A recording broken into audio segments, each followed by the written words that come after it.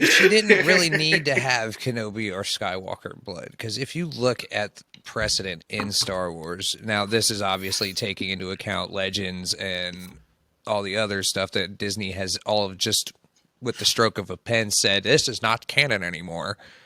Even though I don't really like that word, it fits here. But there's precedent for people being chosen by the Force just because. Yeah. Yep.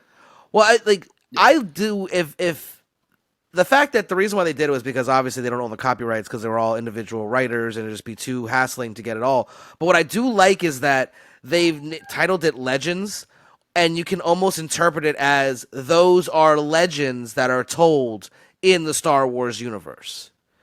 And then at times they can find and sometimes they will be able to get certain characters from those and bring them in, like Thrawn. Thrawn was not a original character in anything that Lucas designed. It was these books that made him such a loved character that freaking Filoni was like, right? I'm gonna put him in there. Like, I'm sorry, this guy's amazing. We're using him, and then so that's why I if they had to remove all of it. At least they gave it a term like Legends, so it can be maybe someone told a story about that character, and maybe it shows up later, and we get to see it. But I mean, it could be a lot worse. That's I mean, it'd be almost impossible to get all the rights to all those characters from the extended universe. 100%. Because I mean, Lucas was basically like, as long as you want to do it, go ahead, have fun, bye.